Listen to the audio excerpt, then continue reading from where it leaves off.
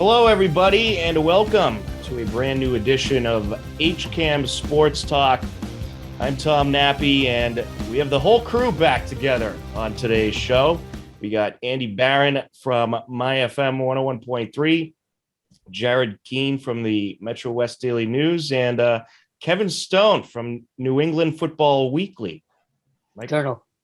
What is it? Oh, New England Football Journal. I'm sorry. Close enough. It's a weekly journal. Yes. But Kevin, you've been doing some great work down at Gillette Stadium, and you had the opportunity to check out the Patriots in training camp, and we'll certainly have you talk about that in just a bit. But first off, how's everybody doing? Doing good, man. Doing good. Just trying to enjoy the last little bit of summer and jump back into it. Yeah, doing well compared to the summer we really haven't had. That July was one of the worst stretches of weather I think I have ever seen. It was unreal, but it has gotten better. I think we have enough rain to last us for the rest of the year. I mean, but that was I got to tell you, because covering Milford Legion baseball this year, I have never seen so many rainouts, reschedules, postponements. It just the stuff that everybody had to go through and all the teams throughout the whole state was really just unbelievable. I've never seen anything like it, and I'm hoping next year will be more of a normal season. But it felt like a normal season, but it really wasn't. It was just really, really strange. Oh, it certainly was. I know covering Ashland Legion, even though they only had 12 games in Zone 5, they still ended up having to cram them all in because that rain was just relentless. And I know, Tom, you know all about it. Kevin knows all about it too. Welcome to Legion baseball. I mean, that's Legion baseball for you. You know, you get the worst is showing up to a game and then not having it take place. We had a lot of that too.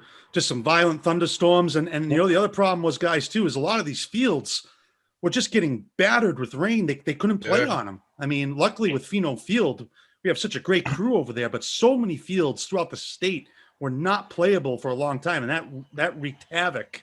Yep. On a lot of the season. But yeah, we did get him in. I know the World Series is finishing up today down in North Carolina, but other than that, yeah, that is Legion baseball. It's a grind. It's a long season, but it was a lot of fun. It was a lot of fun to cover, and to see, the teams getting back out there to a relatively normal type of season.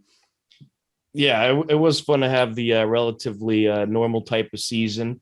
Obviously, one of the tough things about the season, they started a week late because high school ran late, so that didn't help things with all the rain coming in, but it was nice to see a regular season. And they had that Commissioner's Cup tournament, which I thought was pretty cool, gave the team some extra competitive games.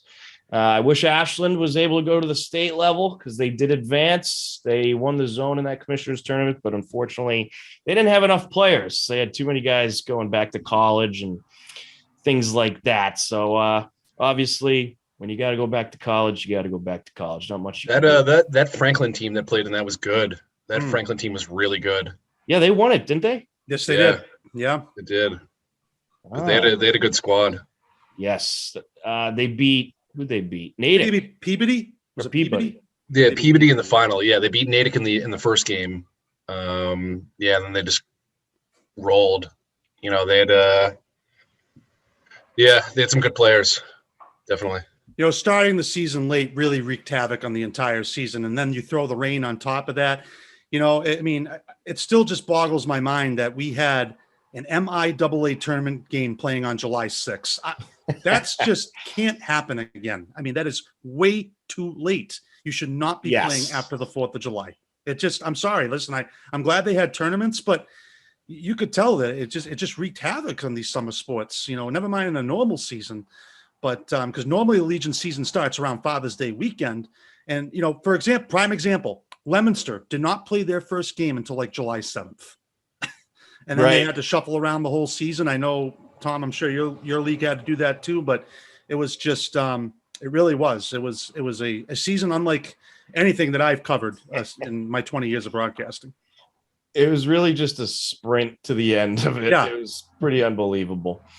Hopefully we'll never have as many postponements and rainouts as we did this year. And it got to a point where even if there was a chance of rain, they didn't care. They're going to try to get that game in. It doesn't matter if expected downpours are going to hit. They're going to hope for the best. And that's what happened in many of these situations.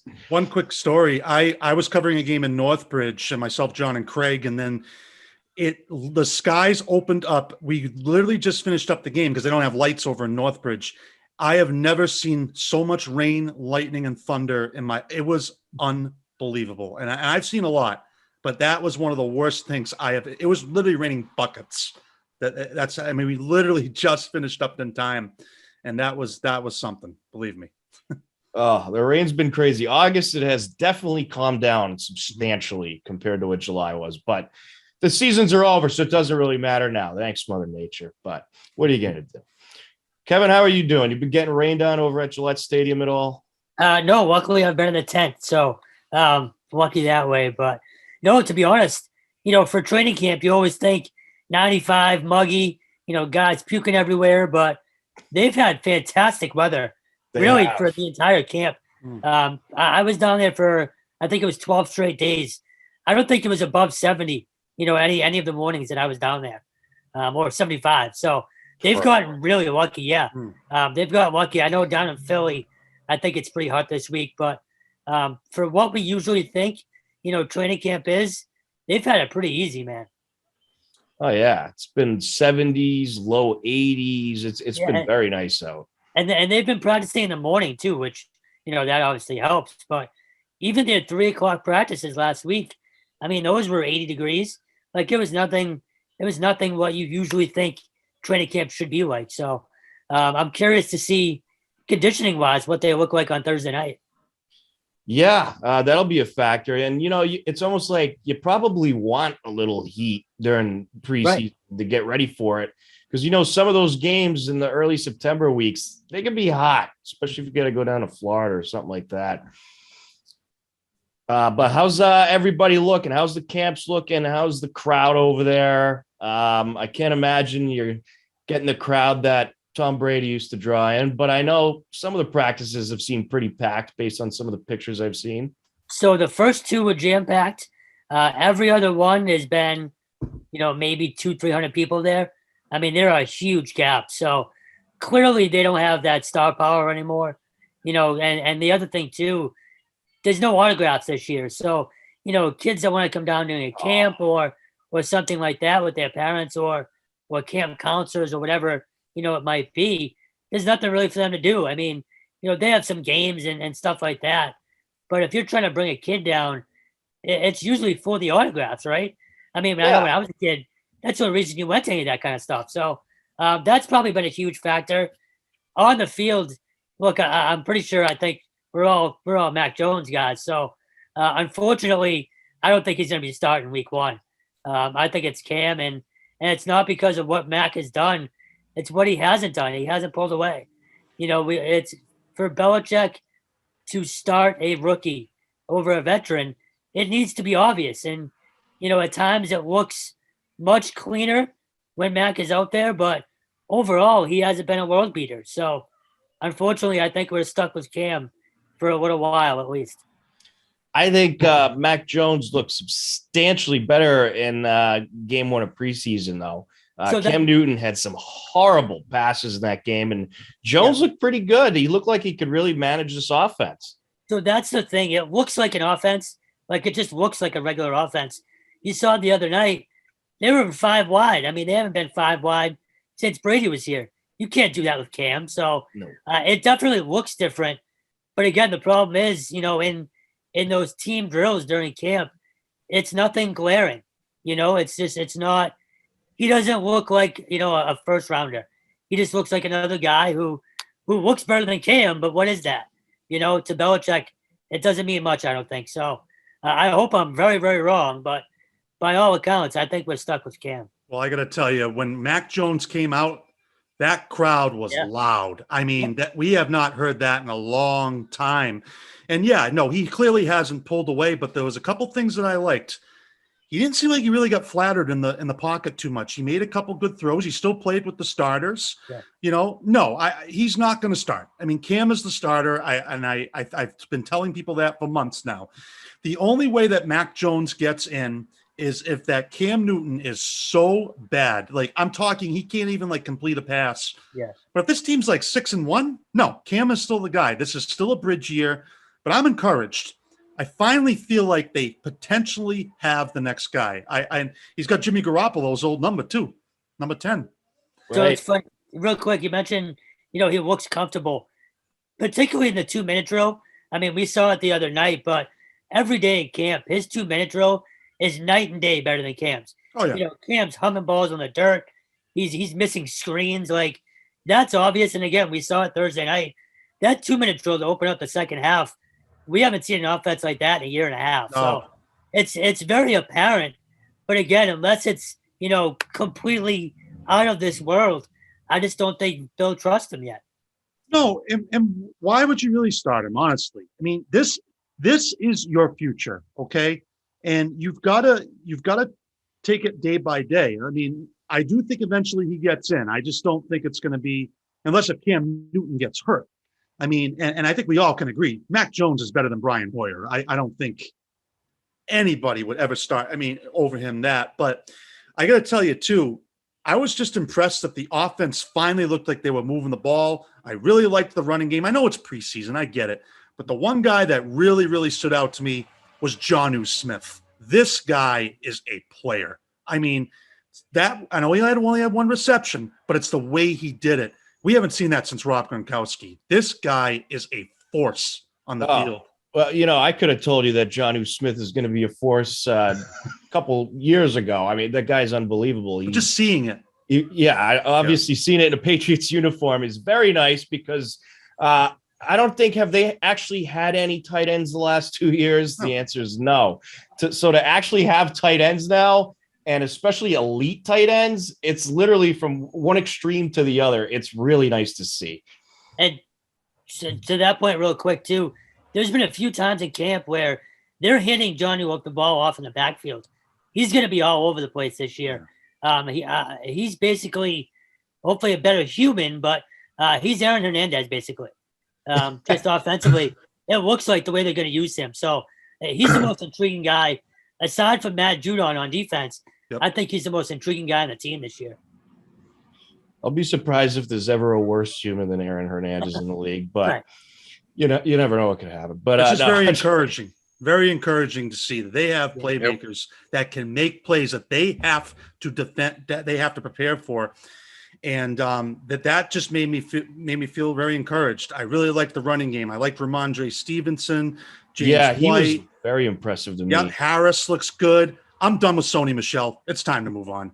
That Brandon was, Bolden is better than Sony Michel. I'm sorry. that was But my he last is. question. We can all agree that Sony Michel gets cut, right? Yes. Yes, Yes. I think JJ Taylor has a better chance of taking the team. Yeah, I'll tell you, he is phenomenal. Yeah. Even punt returns. That quick burst he has, it's noticeable, man. He's going to be a weapon. I'm kind of surprised it took us this long to mention JJ Taylor. I thought when he came in the other night, he was really good. He's very impressive for, what he's done and what his role. So As a smaller guy, I can appreciate, him getting his ass beat too. Sorry. yeah. Just putting his head down. And, the other night he ran someone over in that game. Yep. He's not a big guy. I mean, he's Yeah. smaller. He might be like a Deion Lewis kind of guy. That's a good Yeah. comparison, Kevin. It's a really good comparison. Yeah. I like agree that. with that. But I think we all can agree too. Damian Harris is the best runner on this team. Yeah, That guy, definitely. he's bigger than I thought he was too. And you know what? He goes in all different types of directions. The problem with him is health. But he's Yeah. the best back. I don't think anybody's going Right. to debate He's that. shifty. He runs hard. Oh, He's powerful. Yeah. I agree with that. It's funny, even in like warm-ups, he'll take a handoff at the 5-yard line, his own 5, and just book it down the end of the Gone. field. It's no matter even if he doesn't have to, even if it's a half-speed drill, that he finishes every single run. I can't wait to watch him. He was good last year at bits and pieces, but he's going to be fun to watch, man. That being said, I still like James White a lot. I think James White still has a big role in this team. We can't and, forget about James White. I think his role in this team is still going to be a big one this year, even though it might not be running the football as much, but I think he's still going to be a significant part of what they do on offense. I always wanted him in the passing game. I always said to myself, why don't they put this guy in the slot more? I mean, he could be a great receiver coming out of the slot, and I think you'll see him be used a lot more in the passing game this year. I still think he'll run the ball occasionally, but if you look at that preseason game, I mean, he didn't play many snaps, but the majority of the snaps he did, he was lined up in the passing game. Jared, you made a great point there, and same with Tom. I mean, I think it's a bonus that James White's back. I thought he was gone. I mean, I didn't think he would be back, but Bill Belichick obviously was saying that in a press conference, just how important James White is to this team. I mean, let's face it, you don't have James White in that Super Bowl against Atlanta, you do not win. Now, I know Tom Brady was a huge so many other games too. He had 3 touchdowns. I mean, the guy was unbelievable in that game. He's just so reliable. He's a constant professional. He can take some of these young guys maybe under his wing, like Ramondre Stevenson and JJ Taylor, show them the ropes around here. The Patriots running game is going to be one of their biggest strengths, I believe, going into this season. And I made a prediction on the show last week. I think they're going to be 12-5, barring major injuries. There's no reason why they should not be a playoff team. There is too much talent on this team. You have spent millions and hundreds of millions of dollars in free agency. If they don't, it's a major disappointment. I mean, this team should be contending. Oh, I have to agree. I think they should definitely be contending. And hopefully we don't have a letdown with the quarterback situation. I have to, I could picture Cam Newton starting week 1 and maybe the first few weeks. But if he starts to struggle really bad, I think they're going to be pretty quick to yank him because too much money was spent on this team to mess around with an incompetent quarterback. So if he's throwing passes into the ground and he's missing targets ridiculously, I think you're going to see Mac Jones sooner than later. I don't think they're going to mess around this year. I agree with that. I say by week 4 or so, maybe week 5 tops, maybe even week 3, if Belichick really is a short leash. But I think around that time, I don't know. Again, it could be halftime of week 1 if Cam's doing really bad. Well, the other thing that might expedite the process is you have fans now. So, Belichick didn't have to hear it last year. If week 1 against Miami, Cam goes 3 and out, that place is not going to be happy. Oh, so and the Crafts are going to hear it too. So that's a huge factor in this entire season too. Kevin, that's a great point because here's the thing, okay? What does an NFL owner hate most? He doesn't like people talking bad about his team. Yeah. Okay. Do you think Bob Kraft, and this is a question I want to bring up right now, does Bob Kraft step in and tell Bill you're putting the kid in? Because we know, look at the whole thing that happened with Tom Brady and Jimmy Garoppolo and all that. I don't think he'll need to tell him that though. I think so. I think Belichick will do it at the right point. Sorry. Yeah, if it looks bad and it's obvious, I think that they don't have a choice. But immediately, no, I don't think, coming out of preseason, does he say it? No. But if it's bad week 1, then yeah, I think you almost have to. I was a little surprised at how fast they took Newton out of the preseason game. They pretty much got 2 drives, then he was done. Yeah, he was like 4 for 7, 47 yards. So so now you're going into this game with Philadelphia Thursday night. Now, this is pretty much a dress rehearsal, I believe, for the Miami game. That third preseason game is going to be nothing against the Giants. So do you keep Cam in the whole half and let these guys play? Hey, do you got it or not? And then you bring Mac in for the second half. Well, I think it was pretty clear you wanted a good look at Mac in that first game, but I think Newton is going to get more playing time in this game because they're still battling. Belichick, I think, wants to see more of a comparison between these two guys, and I'm hoping that we'll see Newton for more than 2 drives because I want a clear look at him. I didn't really get a good comparison the last game when you only leave Newton in for 2 drives and then you bring in Mac Jones pretty much for the majority of the game. It's not a really good comparison, and these guys are fighting for that first quarterback spot. So I expect it to be pretty even playing time. Yeah. And this morning, Bill actually talked about, how the 1s versus the 2s, whoever Cam or Mac is with, doesn't really matter. And it kind of surprised me that he said that, but it also makes you think, well, maybe there is a competition. Because again, Cam acknowledged yesterday, and of course he's not going to say whether he did or not, but, he said Bill hasn't said anything yet to him. So, as much as I'd like to hope there is a competition, I do think his mind is made up. But they also cut practice short today too. So I think that tells you they're going to start or play the starters a lot more on Thursday. Yeah. So you might get your wish on Thursday. They Okay. don't really have a choice. You mentioned how meaningless that Giants game is going to be. They have 2 weeks off after that game still. So I mean, it might not be as meaningless as we might think, but I think today and Thursday that tells us everything. I think in that third game, though, you could see a lot of quarterback competition. If there's still some indecisiveness about who's going to start week one, you could see a good mix of Jones and Newton in that game as well. It wouldn't surprise me. Yeah, because I mean, it's not a true, final preseason game. It's not like that fourth preseason game there, that we're all used to where no one plays. I mean, like I said, they have 2 weeks off after that. Yeah. So They still have to make cuts too. They still are going to have exactly. guys trying out for the team. At Yeah, that. exactly. So Yeah, that is a good point. Yeah. How about this? Is N'Keal Harry make this team? yes. Because I'm so, Yes. I don't know, Good. man. He So- does not look good. So I admit he no-showed the other night, but man, he's looked good in camp every day. He's made a play or two every day. And I'm also on the Christian Wilkerson hype train. That kid can fly. I know he had the drop from Mac the other night. I know he's had some drops throughout camp, but man, if you get the ball in his hands in open space, he flies. So I like think him. He looked good in that game. He I did. think- Him and Mac Jones, they seem like they had a good chemistry going yeah, there. they have. And the other player that just keeps impressing me is Jacoby Myers. All right, He's let better than N'Keal let Harry. Kevin finish his thought. Yeah. Sorry, No, sorry. just I think they both make the team. I think Harry and Wilkerson both make it. You're going to have Gunner on that team. You're going to have some speedy receivers. So, sorry, Andy. Go ahead. No. Sorry, I didn't mean to interrupt. But Jacoby Myers. Yep. He's really impressing me, and he makes some nice plays on the field. He's better than N'Keal Harry. I mean, I'm sorry, but he is. And yes, maybe N'Keal Harry has impressed in camp, but he just doesn't show it on the field. I mean, listen, you got Wilkinson. Now you got Myers. You have Kendrick Bourne.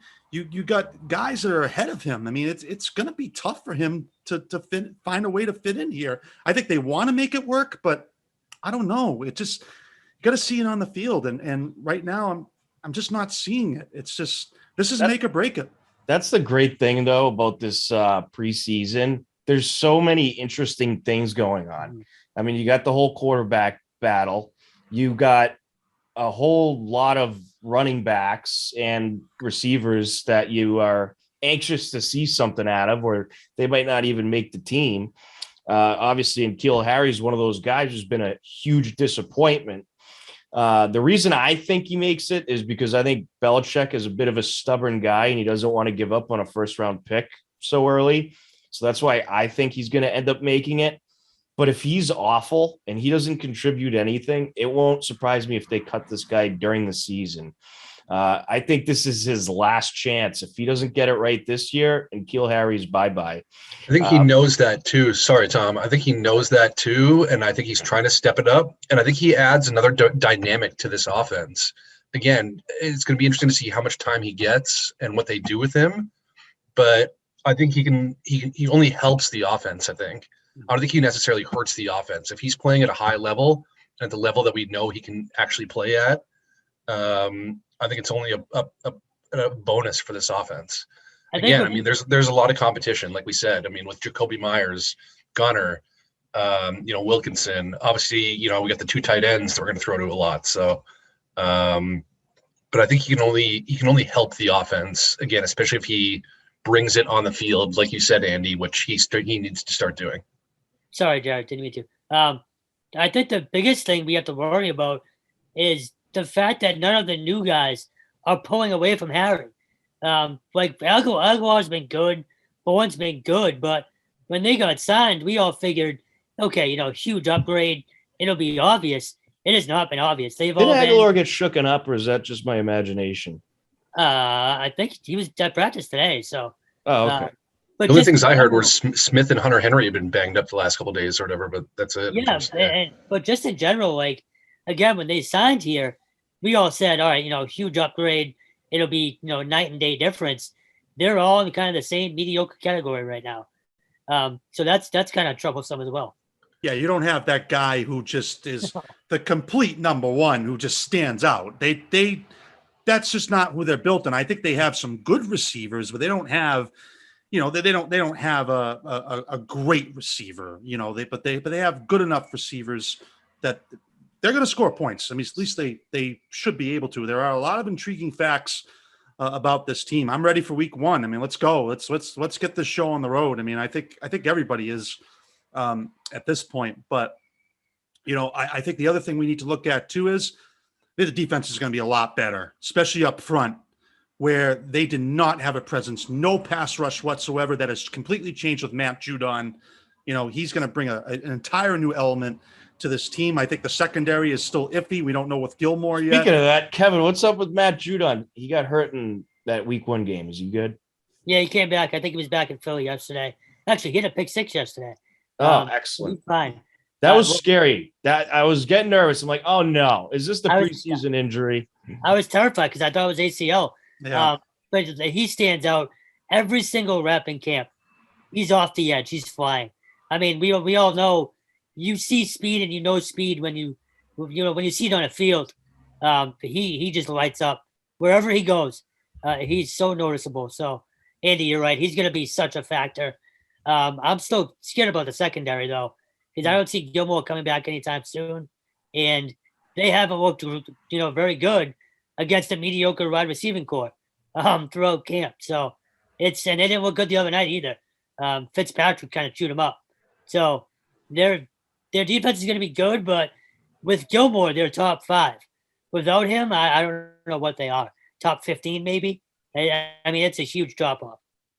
Guys, I definitely want to talk about the defense. I mean, I want to talk about Judon as well, but I actually want to just real quick go back to Andy's point about kind of that number 1 guy in the offense in terms of receiver. I think you guys all know that we talked about this, that I wasn't too high on the Aguilar signing. And I think not going for Julio Jones in that situation, I think that's kind of showing now in terms of, sure, say what you want about Julio Jones, but he's that type of guy that can come in and be that number 1 that can really stand out above the rest, and especially again for what he went to Tennessee for. I think that's that boils my blood right there.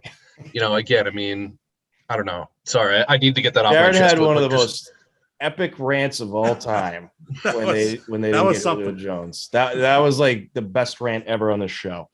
There was even a bleep in there. It's worth a listen, folks. I mean, but again, it's showing with Kevin saying that, Aguilar hasn't, Aguilar and some of these other guys haven't really set themselves apart from some of these other guys like Harry or whatever that we've talked about. You know what I mean? Again, somebody like Jones can come in and be that guy that can set himself above the rest and be that kind of presence. See, I feel like Bourne and Aguilar are not as good as Julio, but I feel like those two are going to set themselves apart a little bit. Well, not much. So in fairness, it's Bourne and Aguilar. Game action. Again, it's been camp for the most part, at least when I was there. It was strictly red zone and then really just some slow paced, kind of walk through stuff. So Thursday night was really the first time we've seen any of them in action. So I'll give it some more time, but to Jared's point, Jacoby Myers is probably the best receiver right now. So that's you could throw him in there too with Aguilar and Bourne, but Aguilar and Bourne, I mean, they're experienced players, and I feel like once they get the system down, and once they feel at home, I feel like they'll separate themselves a little. I don't think it'll be substantial because I don't think they're elite. I think they're good. I think they're better than average. And a lot of these guys are average, but I picture those two guys and Jacoby Myers set themselves apart from the other guys. I hope you're right, Tom, and I hope N'Keal Harris steps up a little bit too and kind of tries to make himself in that category as well. But yeah, I hope you're right. For Kevin, sure. how's Bourne looked in that training camp? Again, kind of the same thing. Like they signed him to be a speed guy, obviously, and you can see the speed. I mean, it's there. But again, the whole group is no one has kind of stood out, and that's what we all kind of anticipated when they made those signings, right? It was, okay, this is going to look significantly different, and it really hasn't. Now, maybe that's a Cam thing, and it very well could be because we all know he doesn't get the ball out very quickly, and they've got to wait for it. So it's hard to tell, but for right now, they're all kind of one big mediocre group. Well, it's better than last year's group because that group was one big pile of crap. Yep. At least we have mediocrity now. Correct. I'm going to make a comparison here. When the Patriots won those first 3 Super Bowls, they didn't really have any really standout receivers. I mean, they had Branch and Yeah. Troy Brown, but they were just kind of good enough. And they had David Patton. I kind of feel like that's the way They had reliable guys, though. Oh, yeah. I'm just saying, but that's kind of what the only time they really ever had the breakout guy was Randy Moss. And then they had Wes Welker and Edelman, I think, kind of became that eventually, especially in the real big games. But that's kind of, they've never really had that really, really top-notch guy. I mean, it's really was Randy Moss, who was just at a completely different level. Well, Gronk, Gronkowski. Yeah. They also had a quarterback. True. Yep, they did. A good one. A great one. What was his name? I can't remember. Yeah. Can you honestly, I mean, we're getting closer. We're going to be getting closer and closer to that game. And I told somebody the other day, this will be the most watched game in the history of sports. I'm not talking sports history. I've already said, I think we talked about it, when the schedule came out, I can't remember a bigger regular season game in Boston than maybe Roger Clemens coming back with the Blue Jays. That might be it. Other than that, it's the biggest regular season game in Boston history. No doubt. By far. I just have a feeling the Bucks are going to take it like 49. Oh, it's over at halftime. Oh yeah. even with that defense, the weapons that he has still it's incredible. So this is going to be a playoff atmosphere. Yep. That place is going to be rocking. And let me tell you something. You got 4 hours to start drinking too. The Bucks will have that crowd silent by halftime. I'm calling it first play. Matt Judon's going to come out and sack Brady. Oh my God, that would just be. Because let me tell you something. Second play comes back. First play, Brady down the sideline to Godwin for a 99-yard touchdown. Oh, that please listen. I'm going to tell you though. Don't get me excited. People are going to cheer for Tom Brady, and rightfully so. But once that game starts, it's over. I mean, it's because if like you said, if he gets sacked, that place is going to go crazy. It's really interesting. The very first day of camp, the amount of Tampa Brady jerseys was sickening. Now I loved it, but if you're the Crafts, they must have been puking. Now it's gotten a little bit better, but there are Tampa Brady jerseys every single day in the stands, and that can't be good. I'm sure they weren't happy about that. No, but hey, that's what happens when you let the greatest quarterback of all time go, and he goes to another team and wins a Super Bowl. Kev, how much has Judon set himself apart from some of the other defensive guys in terms of what he brings each down? Not even close. He's so we talked about this last night on our show. He's the best pass rusher they've had since Chandler Jones, and it's not even close. And again, it's just you saw it on Thursday night. He blew up a guy in the backfield. It's speed. It's all speed. It's just so noticeable. Christian Barmore has been really good too. And then it sucks, but that linebacker Roquan McMillan, who got hurt for the year, he had shown up early too. He was going to be huge. So it's going to be interesting to see who else besides Judon can give that pass rush. But he might be all you need, man.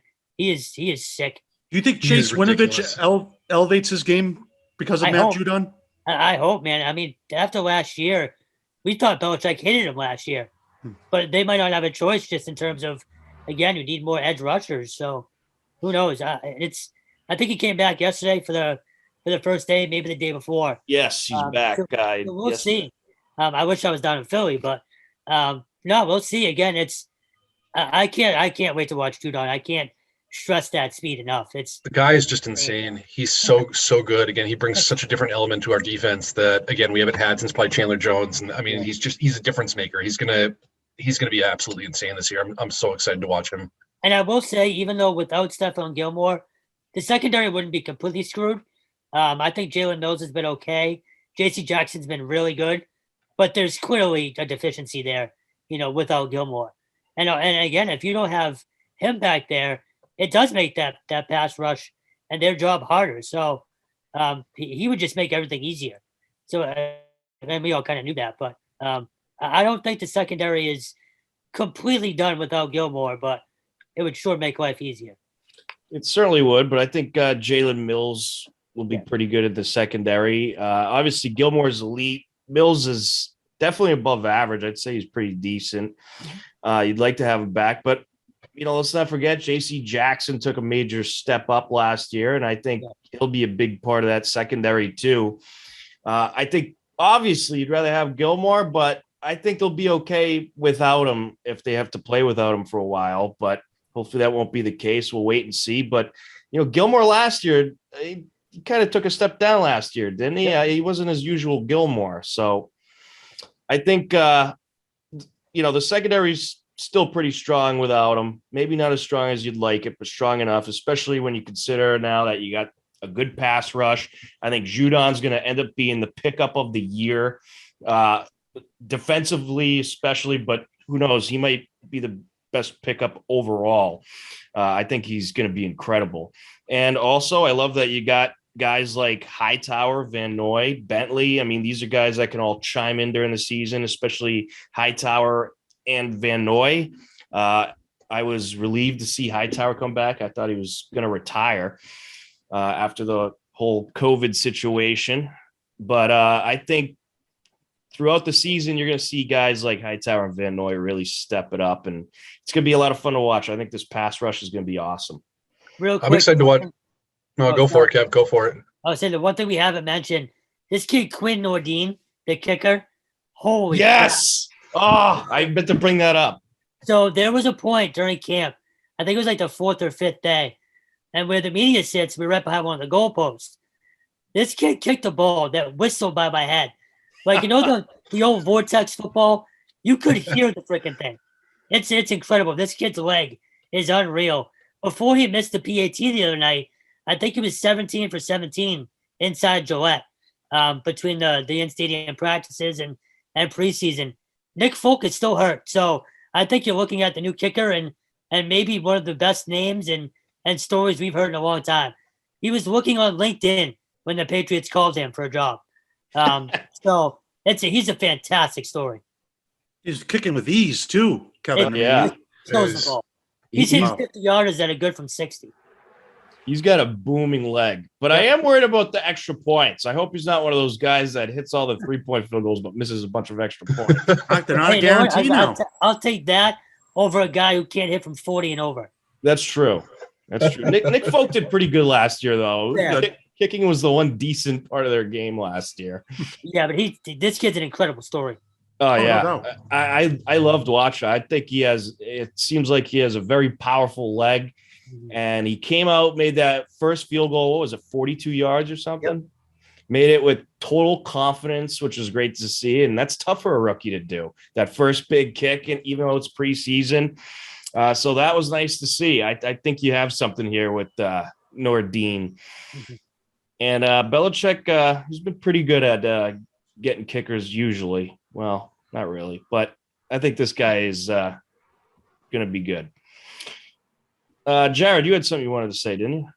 Oh, no, I was just going to, again, on the topic of defense, I was just going to say I'm excited to see what Barmore does this year. I mean, it sounds like this guy's been an absolute beast. He's going to be an animal inside. I think, if he continues to really elevate his game, I think we're looking at somebody that could be potentially special in years to come. And, especially on that defensive line and really bring, again, just kind of a different element that, that we need. So, I think that's all I was going to say. No, and to that point, too, Josh Uche has been really good as well. Yeah, I was just going to ask about him. Especially in one-on-ones.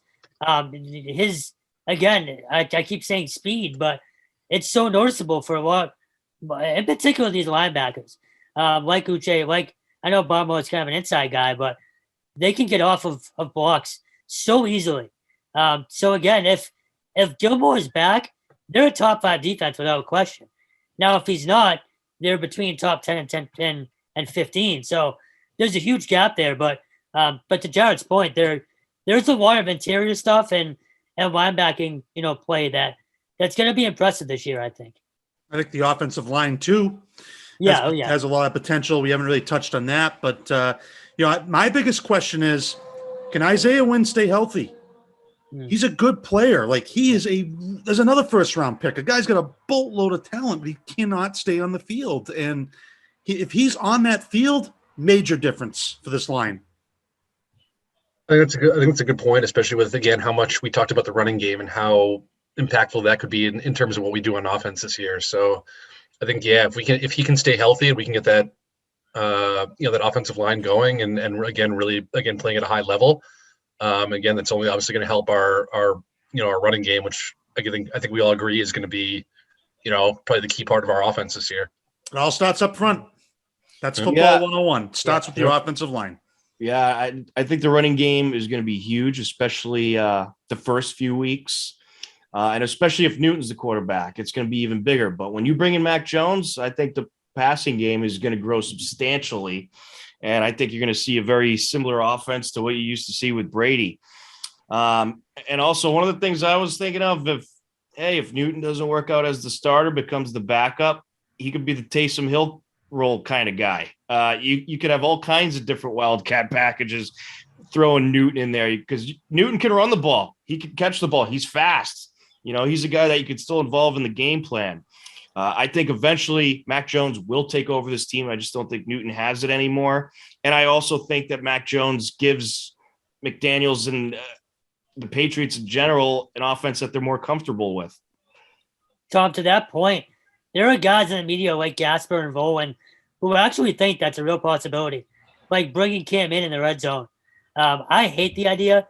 You've always heard, if you have multiple quarterbacks, you have none. But the way it's trending and just the way they both have looked, I will not be surprised if they're rolling out two quarterbacks, in the same game multiple times a game. So I hate it, but I wouldn't be shocked if they do it. I don't mind it at all. I think in certain situations, like when you're at the 1 yard line or something like that, I mean, that's one of the things Newton's best at, those short yardage situations. He's tough to bring down too. He is a big guy. He's a big guy. Yeah, he's tough. Totally. I mean, I guess the thing is like if they do make that switch, I mean, how is Cam going to handle it? Is this going to go south? That's what you got to ask yourself. I mean, I don't know the guy personally, but to me, he seems like he's very grateful just to be there and to have another chance. And he took the league minimum almost. So I think he's going to be fine with it. I don't think he knows he's not a lead anymore. He knows he lost a step. I think he'll be fine with whatever role they give him. What if we split? He said all the right things.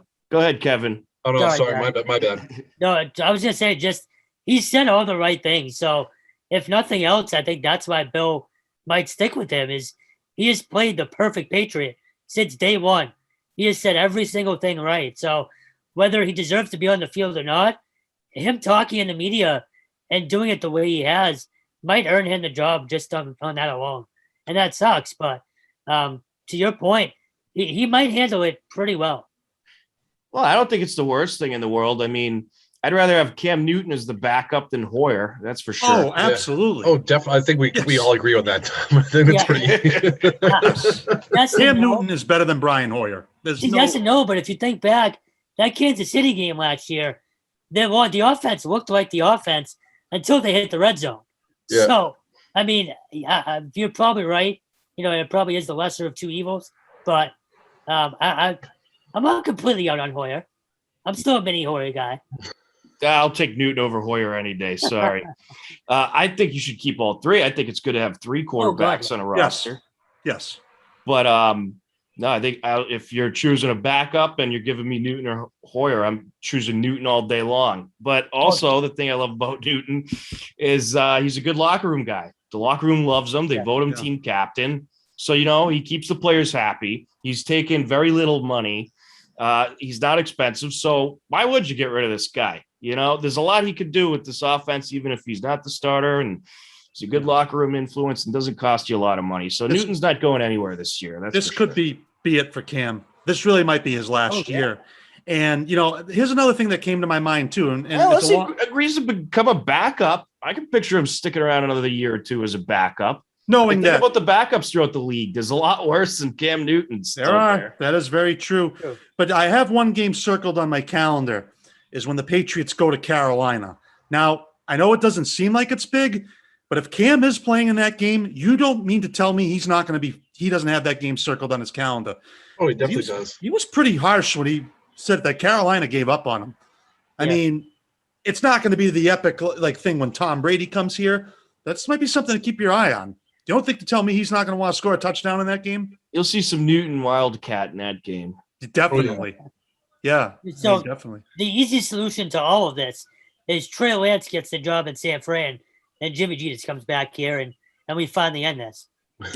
Not happening. No, Mac not Jones. I'm holding out Matt hope. Jones has his number now. Hey, we still have a few weeks until they owe to Jimmy G $24 million. So I'm holding out hope. Hey, Jimmy G is says he's happy in San Francisco. Well, I would be Whether too. he starts or not. So I don't believe him, but Right.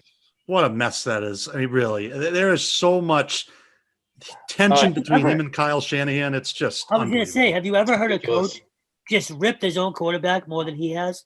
It's actually kind of incredible. yeah. Just he's dumped on Jimmy G every step of the way, and Jimmy G's just taking it. And I'm not surprised if Trey Lance is the starting quarterback by like week 2, week 1, maybe. I don't know. Neither am I mean, I can't blame him. It is frustrating when you pay Jimmy G, what was it? Like 155 million. I don't, it was something crazy. 100 something million. It was something nuts, the contract they gave him. And he comes in and he's just so disappointing and he's hurt all the time. And then he tries to come back too soon from an injury and he gets re-hurt and then he's out even longer. And it's just a mess. Hey, if he makes that one throw in the Super Bowl, though, Right. everything changes. Yeah, I'm still mad they lost that game. Me too. Really was rooting By the way, mostly you guys, against Kansas City, but non-Patriots related, how in the holy hell, and again, sorry, excuse my language, but how is Urban Meyer possibly saying that there's a QB competition going on right now between Minshew and Trevor Lawrence? You literally drafted Trevor Lawrence number 1 just overall. saying that. Give me a break. Come He's on, just Trevor saying Lawrence is that. your quarterback. Well, he likes Minshew's Ridiculous. mustache a lot, so that's part of it. But speaking of the Jags, they just cut Tim Tebow. Very I was gonna say, unfortunate. credit for that. yeah, Very unfortunate news. No more Tebow. He So might the- be done in the NFL. The original signing was just doing him a favor, right? And now we're finally admitting that he can't be on this team if the locker room is going to take him seriously. That's pretty much what happened. I still feel like someone else is going to sign him for some reason. maybe, but that team is a mess. Jacksonville is a disaster. Disaster. If you're Mac Jones, you got to be like thrilled that you're in New England. You could have been in Jacksonville. Right. Really? Isn't Yeah, DJ Chark injured right now too? The I think receiver? so, yeah. Oh man. The other thing too, if you're Tebow, why would you not just want to make millions of dollars as a network guy? Like, what are you doing, man? Yeah. Now, to his credit, he jacked up. Like, I can't believe how big he looked. And there's got to be something sketchy going on there. But why would you not just want to be in a broadcast booth? Maybe that's why they cut him. Millions of dollars just right in your lap, and he can do some, speaking engagements. He can do a whole bunch of stuff. He did have a nice cozy job at what was it, ESPN, doing the college football. Yeah. I'm sure he'll get another job with ease, talking football. But And Right. how is Aaron Rodgers still in Green Bay? I am stunned that he's still there. Honestly, I thought he was gone. oh, he's gone after this year, no doubt. I'm shocked that he's still there. I thought he was gone for good. I'm stunned. Well, I that feels like one of those things where, they're 8-8 and have like 7-9. Then it's all on him. But if they make the playoffs, well, I should say 7-9. It's all the coaches. If they make the playoffs, Rodgers gets all the credit now, Yeah. especially there. It's a joke. That franchise is turning into a joke. Yeah. I mean, how much is Rodgers making this year? Oh, geez, I don't even It's know. a lot. It's No, got it's to be a in the lot. 30s, right? Say it again. It's got to be in the 30 million range, right? Yeah, it was something ridiculous. He says the money doesn't matter. He doesn't want to come be on. there. And I believe him. I don't think he wants to be there, but don't say the money doesn't matter because, come on. Talking It's like about $30 million here. That's like me saying I'm 6'5", 260. Come on, man. Right? That is just, he's got to be so tiring to deal with. I mean, Oh. he's, first of all, there is no more comparisons between him and Tom Brady. I don't even want to hear it again. Not even close. Not Between, even. between roster bonus, signing bonus, and base salary, Rodgers is going to make about $22.5 million this year. That's way less than I thought. Even still, that's a lot. Yeah. Yeah. He'll He'll still earn take he'll it. earn 26.5 next year. No. And let's not forget, he's 37. He doesn't have many years left. No. Dude, that's crazy to me. He doesn't feel 37. Yeah. Like I look at him and I still see like a 31, 32-year-old guy. Maybe that's just me, But but he's been around for a while. He has Yeah, been he around. has. I mean, I look at Brady, I see a 28-year-old. Tampa Bay is the best team in the league. It's not even. oh, it's not even close. It's not even no, close. it's not close. And their schedule, I got Tampa to win the Super Bowl. Yeah, I do too. I I had do them go too. 20-0. 20 and They Their might. The schedule's soft, the division's soft. Oh, I can't wait. yeah, they're going to be licking their chops. Oh yeah. Who? Very well could. What first round rookie has the biggest impact on the league this year? Biggest impact, not in terms of maybe what their stats are at the end. Who has the biggest impact on the league this year? First round rookie. Probably Justin Fields. I was going to say Yeah. Justin Fields or Kyle Yeah. Pitts. Kyle Okay, Pitts and the yeah. Falcons. He's going to be an absolute Yes. beast. Yes. Yeah, that was probably. just who I was thinking about. That's a good call, Jared. Yeah, probably. I'd go with Fields, but Pitts is probably up there because they don't have. I mean, Matt Ryan's gonna have to throw the ball, 15 times a game. We play Atlanta too, I think in November on a Thursday night. So that's a guy you're going to have to look out for. You know what? I'm going to go with a surprising one. Mac Jones. I thought about Oh it. man. Well, Mac. I think he's going to have the biggest impact. You know why? Because I think Newton's going to struggle. He's not going to be able to start. He's just going to be – I think he'll have his moments where he's good, but I just don't think he could do it anymore. I think Mac Jones is going to take over and lead the Pats into the playoffs. So that, to me, is a pretty big impact. So You gotta I gotta feel go with hopeful. Is that what you think or is that what you want? Well, that's what I think. Okay. I mean, I don't know. I'm not a psychic, but that's what Tom I wants think. Mac Jones. Don't let he wants Mac in there. No, I don't think Newton's he's good. He might start the first few weeks, but Yeah. he's not going to be the starter all season. I don't think. No, I don't think so. I just don't think he could do it. You also have to remember they had the extra game, so the whole playoff thing, it's on the table, but they could also be like way worse. Right. I was trying to do the record in my head, and no way. I was trying to come up with a bad record in my head, and no chance. It might be bad. I had them at 8-9, I think. Kevin, to your point though, Justin Fields is going to be good this year, man. He's going to be a top tier talent for sure.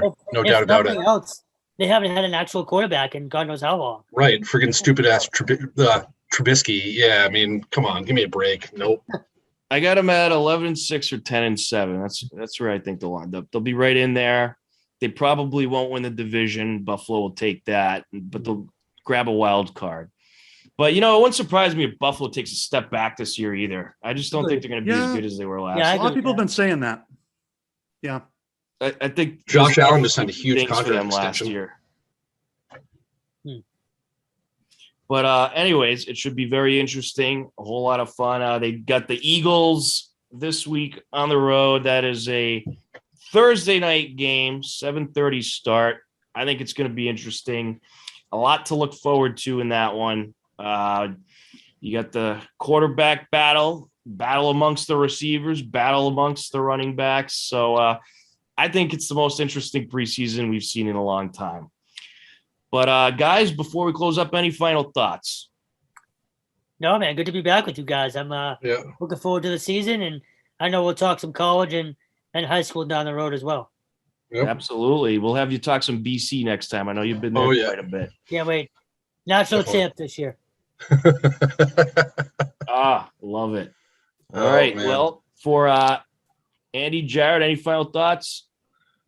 Just real quick. You buying or selling on the Red Sox? Oh God, get out of here. Hard sell. Selling. Yeah, sell. They're That gonna trade deadline is blow. They're disgusting. gonna go on a major losing streak. Well, they were on a major losing streak. I mean, they stink. And I am spitefully rooting for them to miss the playoffs after that trade deadline. They might. They very well could. I mean, It's embarrassing. it's not a lock by any means. I wish we started with that, but no, I'm hard out. Or even if they do make it, they'll probably lose the wild card game. I hope they do.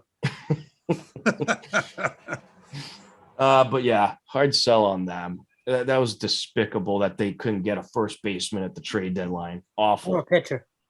Terrible. This GM's a joke. But anyways, why I'm they sure didn't go we'll for talk Rizzo. more about that in the future. We'll rag on them when they miss the They should have playoffs. gone for Rizzo. I don't know They how should they have. Yeah. They could How have could you afforded it. not? How could you not? But anyways, we're out of time. So for Andy, Barron, Jared Keene, Kevin Stone, I'm Tom Nappy. Guys, thanks so much for joining me. And thanks everyone out there for watching. This has been HCAM Sports Talk. You can catch us every every Wednesday at 3 p.m. The time will soon be changing. We'll keep you updated on that, but Wednesdays at 3 p.m. Thanks for watching. Take care, everybody.